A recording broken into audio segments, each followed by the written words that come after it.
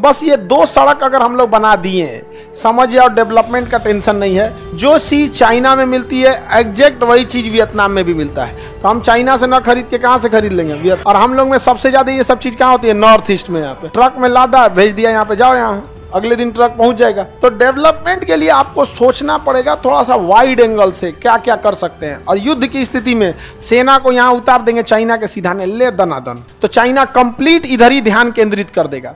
China को उधरों tension में देना है।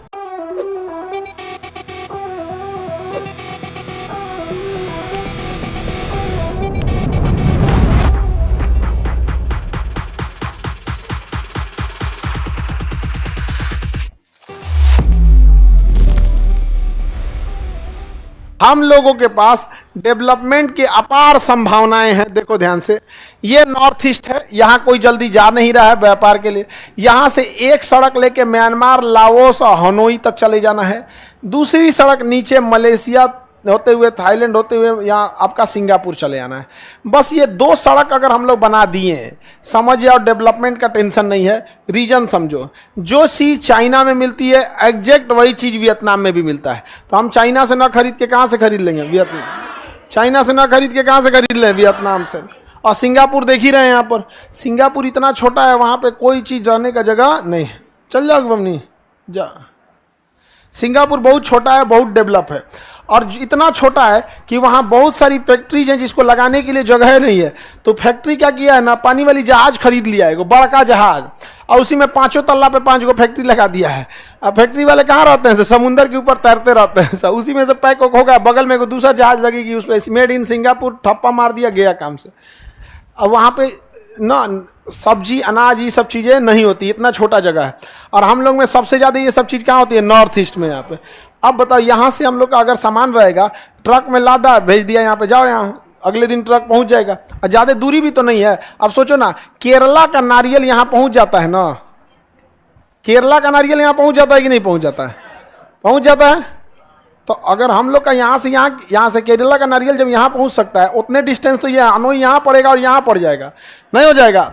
तो डेवलपमेंट के लिए आपको सोचना पड़ेगा थोड़ा सा वाइड एंगल से, क्या क्या कर सकते हैं। और युद्ध की स्थिति में सेना को यहाँ उतार देंगे चाइना के सीधा ने ले दनादन, और नहीं तो चाइना कंप्लीट इधर ही ध्यान केंद्रित कर देगा।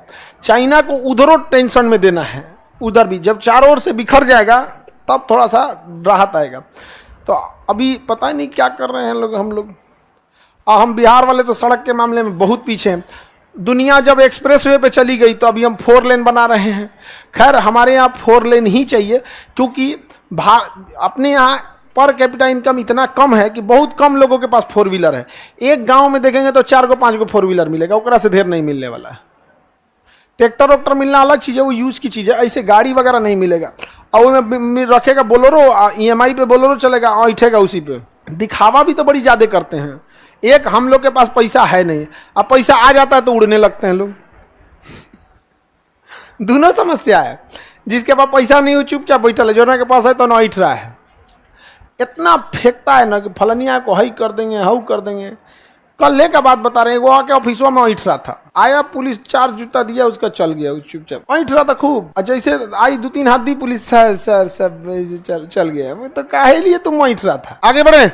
आप बताओ मित्रों, इधर सड़क बनना चाहिए कि नहीं बनना चाहिए? हाँ, बनना चाहिए सड़क, लेकिन आपको कोई मतलब बनता है इससे? गांव में कोई अगर सड़क परिवहन मंत्री अगर चले जाते हैं हमारे नितिन गडकरी कि हम सिंगापुर और हनोई तक सड़क बनाना चाहते हैं, तो कहेंगे जा हमराव से क्या मिलतो। गांव का आदमी क्या बोलेगा? हमराव से क्या मिलतो, नहीं समझे? उसको बस इतना दिखता है कि अकाउंट में कितना पैसा आया, बस अनाज वगैरह। अनाज वाला में भी क्या है, गरीबी इतनी ज्यादा है कि उनके लिए जरूरी हो जाता है, उसी पे बहुत सारे लोग आश्रित भी हैं।